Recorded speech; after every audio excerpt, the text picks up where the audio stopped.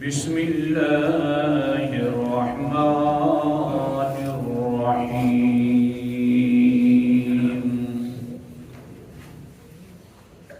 یعلم ما بین ایدیہم وما خلفہم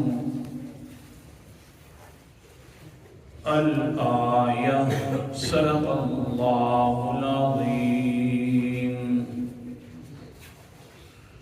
یعلم جانتا ہے وہ اللہ تعالیٰ ما بین ایدیہم جو ان کے آگے ہے، وما خلفہم اور جو کچھ ان کے پیچھے ہے۔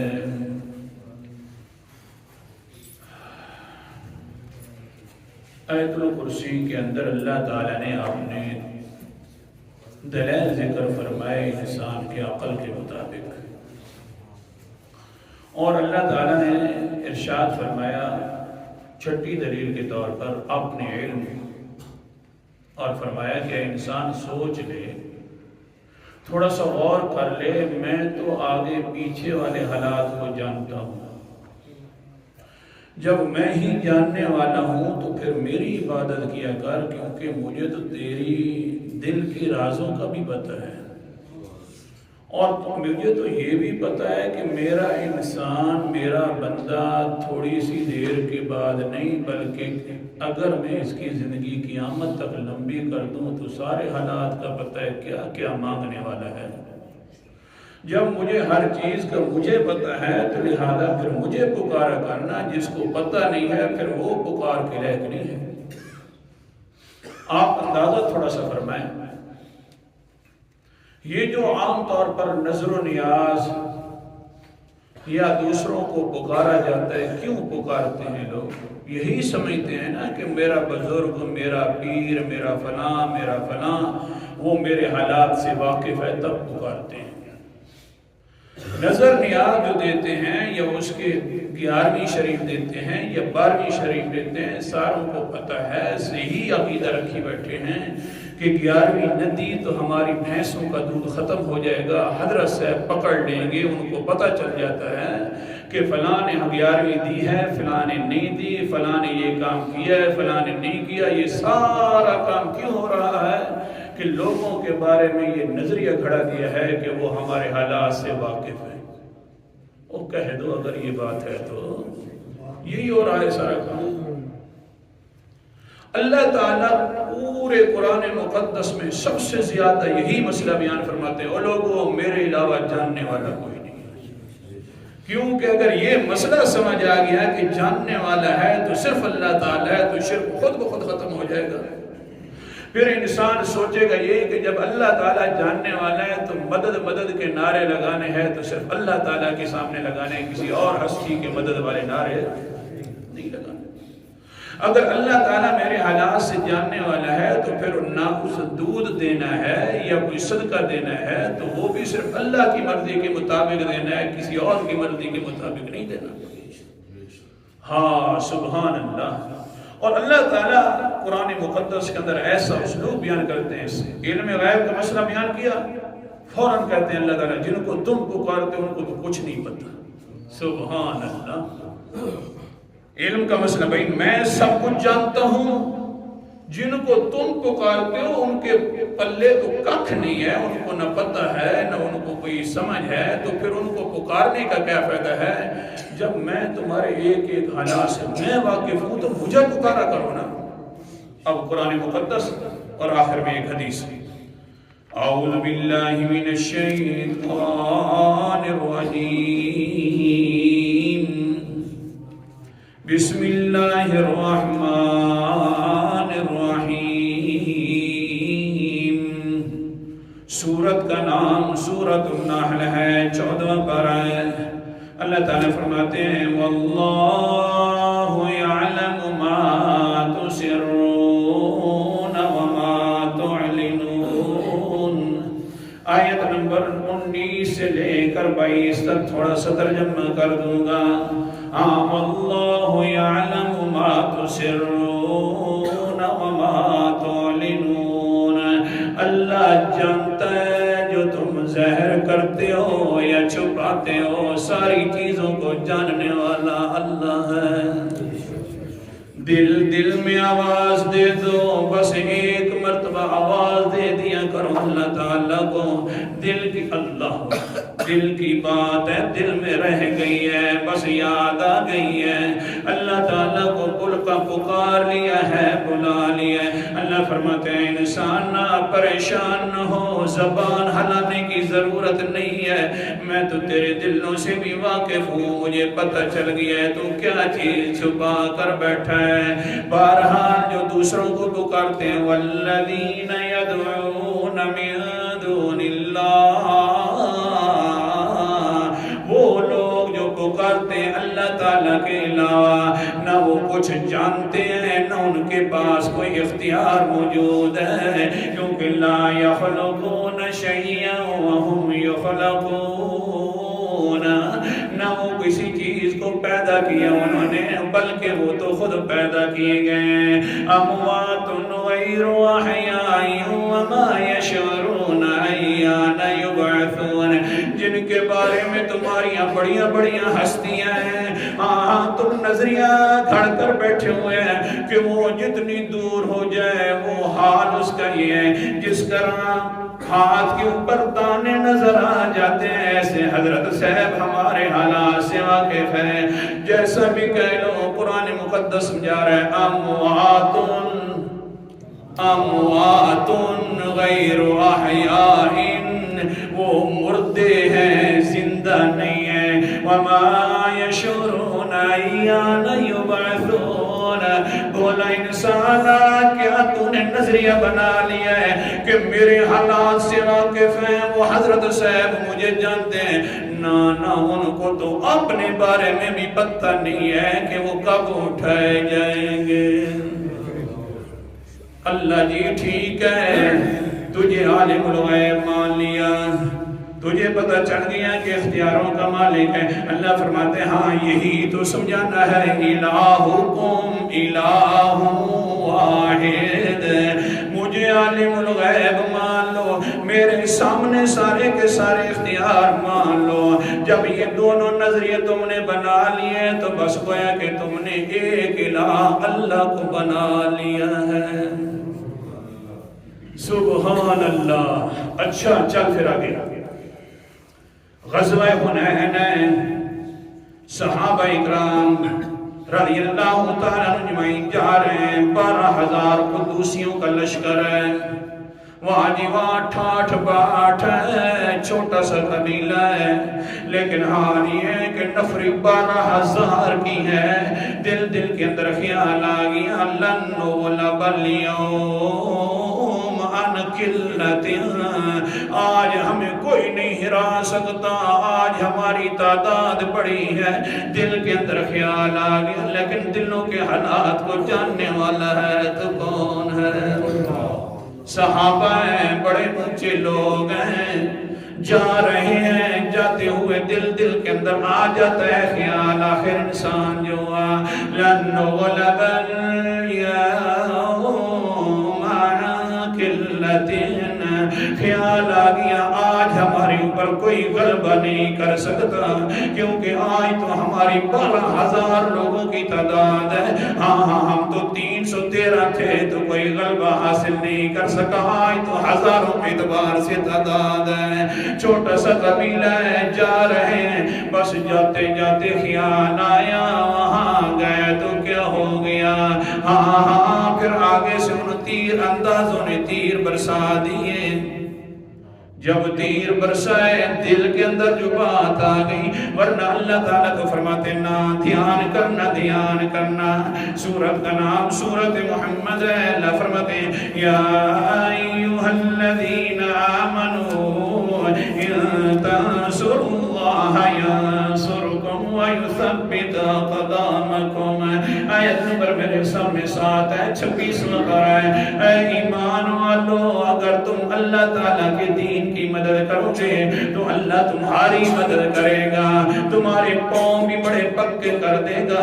لیکن حال یہ ہے کہ آج میں سے جس طرح بشری تقاضا ہوتا ہے، خیال آ گیا کہ لنو ولا بلیوم ان قلتن، دل میں خیال آیا گئے وہاں پر، بس ہوا یہ کہ انہوں نے آگے سے تیر برسانا شروع کر دیے۔ پیغمبر علیہ السلام بھی موجود ہیں، لیکن صحابہ کے دل کا پتہ نہیں تھا۔ بولو اگر پتہ ہوتا تو کہتے نا دھیان کرنا، یہ ساری امیدیں لگانی ہے تو کس پر لگانی ہے؟ ہاں بشری تقاضا ہو گیا، خیر ہے تکریون کہنا۔ بہرحال پھر کیا ہوا؟ قرآن مقدس کا انداز ہے، سورت کا نام سورت توبہ ہے۔ اللہ اکبر کبیرہ۔ اللہ تعالیٰ فرماتے ہیں 10واں پارہ، لقد نصرکم اللہ فی مواطن کثیرۃ ویوم حنین اذا اعجبتکم کثرتکم فلم تغن عنکم شیئا وضاقت علیکم الارض بما رحبت۔ آیت نمبر 25 ہے۔ وہ میرا پیغمبر جس وقت صحابہ کرام کو تیر لگے، یہ تیر نیچے سے مار رہے تھے کافر، اوپر سے اللہ تعالیٰ قرآن کی بارش اتار رہا تھا۔ کہہ دو سبحان اللہ۔ اللہ فرماتے ہیں لقد نصرکم اللہ، میرا پیغمبر جی مجھے اپنی ذات کی قسم ہے، اب تمہارے اوپر اللہ کی امداد آ گئی ہے، تم ایک دوسرے کی مدد نہیں کرنے والے تھے۔ کیسے اللہ جی؟ اذا اعجبتکم کثرتکم، تمہارے دل کے اندر کثرت نے بڑا آج اونچا فخر محسوس کیا کہ آج ہماری کثرت ہے، بڑی اچھی لگ رہی تھی، لیکن فلم تغنی عنکم شیئا، تمہاری اس کثرت نے تمہیں کچھ بھی فائدہ نہ دیا۔ کیا ہوا؟ جس وقت تیر برسائے گئے ثم ولیتم مدبرین، صحابہ کرام پیچھے جو ہٹے، پیچھے جلدی جلدی، آگے تیروں کی بارش ہو رہی ہے۔ ایک صحابی رسول ہے، بڑی سخت جوتی پہنی ہوئی ہے، اس صحابی نے پیچھے جو ہٹے پیغمبر علیہ السلام کے قدم مبارک پر چڑھ گئے۔ جس وقت آئے تو حضور صلی اللہ علیہ وسلم نے اپنے عصائے مبارک کے ساتھ اس کو آگے سے اس طرح کیا، نوک جو ماری، صحابی آگے چلا گیا، لیکن دل کے اندر خیال آیا اوہو میں نے تو پیغمبر علیہ السلام کے پاؤں مبارک پر پاؤں رکھ دیا، ہاں کہیں ایسا نہ ہو کہ میری وجہ سے تکلیف پہنچی ہے۔ ہاں واقعتاً جوتی بھی بڑی سخت تھی، پیغمبر کو تکلیف پہنچی ہوگی، اور اللہ تعالیٰ نے بھی تو حکم ارشاد فرمایا ہے۔ سورت کا نام سورت احزاب ہے، 22واں پارہ۔ اللہ تعالیٰ فرماتے ہیں وَمَا كَانَ لَكُمْ أَن تُؤْذُوا رَسُولَ اللَّهِ، آیت نمبر 52 ہے، میرے 53 ہے میرے سامنے۔ او صحابہ اکرام دھیان کیا کرو، اللہ کے رسول کو کبھی تکلیف نہ دیا کرو۔ اللہ وَمَا كَانَ لَكُمْ أَن تُؤْذُوا رَسُولَ اللَّهِ، دھیان کیا کرو، چلے کرو، بولے کرو، جو بھی حال ہو جائے اللہ کے رسول کو کبھی تکلیف نہ دیا کرو۔ آج صحابی رسول وہ پاؤں پر چڑھ گیا اور اس طرح نوک بھی لگ گئی، پیغمبر پریشان ہو گیا۔ آپ سوچتا ہے یار ایسے پاؤں کے اوپر چڑھ گیا ہوں جس کے بارے میں اللہ تعالیٰ قسمیں اٹھا کر اس کا قرآن مقدس کے اندر ذکر فرماتے ہیں، لا اقسم بهذا البلد وانت حل بهذا البلد، اے پیغمبر جی مجھے اس شہر کی قسم ہے۔ ہاں کیوں اللہ جی شہر کی قسم اٹھا رہا ہے؟ وانت حل بهذا البلد، اپنے اس نرم ملائم پاؤں کے ساتھ، کیونکہ اس شہر میں جو چلتا ہے اس لیے میں قسمیں اٹھا رہا ہوں۔ جس جگہ پر پیغمبر کے پاؤں پڑے تو اللہ قسمیں اٹھانے لگ جاتا ہے، حالو کاش آج میرا کیا ہوگا، میں نے پیغمبر علیہ السلام کو تکلیف دے دی ہے۔ لیکن رات ہو گئی، رات کے اندر اللہ تعالیٰ کے ساتھ باتیں کرنا شروع کر دیتا ہے. کہتا ہے اللہ جی پیغمبر نے بھی اس طرح کیا, مجھے نوک تمہاری ہے لیکن میری اپنی جان کی کوئی پرواہ نہیں ہے. اللہ جی مہربانی فرما, جو میں نے پیغمبر علیہ السلام کو تکلیف دے دی ہے تم راضی ہو جا, میرے اوپر ناراض نہ ہونا, کیونکہ اگر پیغمبر ناراض ہو گئے تو تم بھی ناراض ہو جائے گا. جب تم ناراض ہوتا ہے تو قرآن مقدس بھی اتار دیتے, اللہ میرے خلاف قرآن پاک بھی نہ اتارنا. رات ہے, سویا ہوا ہے, پریشانی کے عالم کے اندر ہے, ساتھ ساتھ یہ کہتے اللہ جی تو اگر پیغمبر کو نہ بدلائے کہ کون چڑھا ہے تو پیغمبر کو بھی آج پتہ نہیں چل سکتا. سمجھ آ گیا صحابی کا نظریہ بھی ہے کہ عالم الغیب ہے تو صرف کون ہے, اونچا بولو, عالم الغیب ہے تو صرف کون ہے؟ اللہ جی تو نہ بدلا دینا, قرآن پاک نہ نازل کر دینا. اللہ جی مہربانی کرنا, ہماری جان کی تو پرواہ نہیں. اللہ جی سبحان اللہ, قرآن مقدس کا انداز ہے.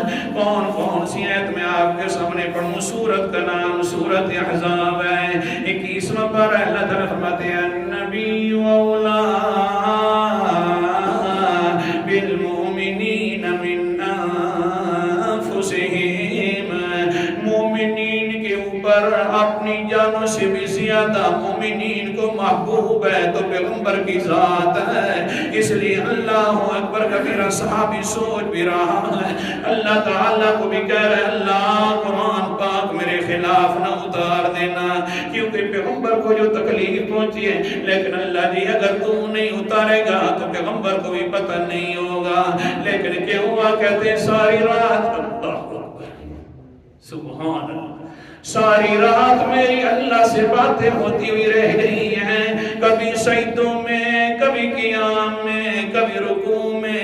اللہ کے سامنے منتیں کر رہا ہوں, اللہ مہربانی کرنا پیغمبر بھی راضی ہو جائے, تم بھی راضی ہو جائے. لیکن کیا ہوا, صبح کا وقت ہوا, نماز ہو گئی, ہر کوئی اپنے خیمے کے اندر گیا تو ایک انسان نادى المنادي فرفع صوته فمن كان منكم واتي على قدم النبي صلی اللہ علیہ وسلم الامس. ایک انسان اونچی آواز کے ساتھ بول رہا ہے, کون ہے جو تمہارے میں سے ایک بندہ پیغمبر کے پاؤں کے اوپر چڑھا ہے اور مسل دیا ہے؟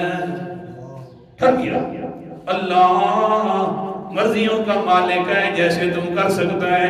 پوری رات کہتا رہا لیکن پھر بھی پتہ تو چل گیا ہے پیغمبر کو, لیکن ساتھ ساتھ عجیب آواز ہے, تم میں سے کون ہے جس نے پیغمبر کے پاؤں کے اوپر پاؤں رکھ دیا تھا, تکلیف پہنچائی تھی. لیکن پھر کیا کروں, صحابی تھا, سچ بولنا تھا. میں اندر سے خیمے کے باہر نکل آ گیا اور کہنے لگا میں ہی تھا جو پیغمبر علیہ السلام کے مبارک کے اوپر چڑھا تھا. لیکن کیا ہوا, وہ صحابی اللہ اکبر کبیرہ ساتھ لے کر حضور صلی اللہ علیہ وسلم کے پاس لے جاتے ہیں. سنیے تو صحیح نا, آگے سے گیا ہوں تو حالات تبدیل ہیں. تو اللہ اکبر کبیرہ پیغمبر مسکرا رہے ہیں. تو چڑھا تھا میرے پاؤں پر, اللہ کے رسول جی ہاں میں چڑھا تھا. پیغمبر کو پتہ نہیں ہے, مسئلہ سمجھو نا, پیغمبر کے پاؤں پر پاؤں رکھ دے تو اس کے بارے میں بھی اللہ کے پیغمبر کو پتہ نہیں ہے کہ کون چڑھا ہے. تو عالم الغیب بہت دور کی بات ہے. تو چڑھا تھا, اللہ کے رسول غلطی ہو گئی. اللہ کے رسول نے فرمایا نا تجھ سے غلطی نہیں ہوئی, مجھ سے غلطی ہو گئی ہے. کیا تجھ سے, اللہ کے رسول مجھ سے غلطی ہو, نا تجھ سے غلطی نہیں ہوئی. تو پیچھے بھی دیکھ نہیں رہا تھا, تو تو واپس آ رہا تھا، تجھے کوئی پتہ نہیں تھا، لیکن تو نے میرے پاؤں پر قدم رکھ دیا، لیکن میں نے تجھے جو سسا کا نوک ماری ہے، شاید تجھے تکلیف زیادہ ہوئی ہوگی۔ اللہ کے رسول جی میں نے اوپر تو زرہ پہنی ہوئی تھی، مجھے کوئی تکلیف نہیں ہوئی۔ اللہ کے رسول فرماتے نا نا اے آنے والے مہربانی کر تو مجھے معاف کر دے۔ اللہ اکبر کبیرہ، قرآن مقدس کا انداز، سورت کا نام سورت توبہ ہے، 11واں پارہ ہے، آیت نمبر میرے سامنے 128 ہے۔ اللہ فرماتے ہیں لَقَدْ جَاءَكُمْ رَسُولٌ مِّنْ أَنفُسِكُمْ عَزِيزٌ عَلَيْهِ مَا عَنِتُّمْ حَرِيصٌ عَلَيْكُمْ بِالْمُؤْمِنِينَ رَءُوفٌ رَحِيمٌ۔ مجھے اپنی ذات کی قسم ہے تمہارے پاس عظیم الشان رسول آیا ہے، عزیز علیہ ما عنتم، جو تمہیں تکلیف پہنچتی ہے وہ پیغمبر کو تکلیف پہنچ جاتی ہے، پریشان ہو جاتے ہیں، حریص علیکم، تمہارے اوپر بہت زیادہ انعام کی وجہ سے کہتے ہیں اللہ ان پر انعام کرتے رہنا، رؤوف بڑے نرم دل ہے، رحیم مہربان ہے۔ اللہ اکبر کبیرہ، حضور صلی اللہ علیہ وسلم فرماتے ہیں اے صحابی مجھے معاف کر دے، 60 اونٹنیاں بدلے کے اندر لے لے اور مجھے معاف کر دے۔ سوچو 60 اونٹنیاں بدلے کے اندر مجھ سے لے لے اور مجھے معاف کر دے۔ اخلاق بھی سمجھ آ گیا پیغمبر کا۔ اللہ اکبر کبیرہ، سورت کا نام سورت قلم ہے اور 29واں پارہ ہے۔ اللہ تعالیٰ فرماتے ہیں وَإِنَّكَ لَعَلَىٰ خُلُقٍ عَظِيمٍ، میرا پیغمبر جی تم بہت بڑے اونچے اخلاق کے منصب پر فیض ہیں۔ پیغمبر کا اخلاق بھی سمجھ آ گیا، پیغمبر کے بارے میں یہ بات بھی سمجھ آ گئی کہ پاؤں مبارک پر جس نے پاؤں رکھا اس کو بھی جانتے نہیں ہیں اللہ کے رسول۔ تبھی اعلان کیا جا رہا ہے تو غیب کے جاننے والا ہے تو صرف کون ہے؟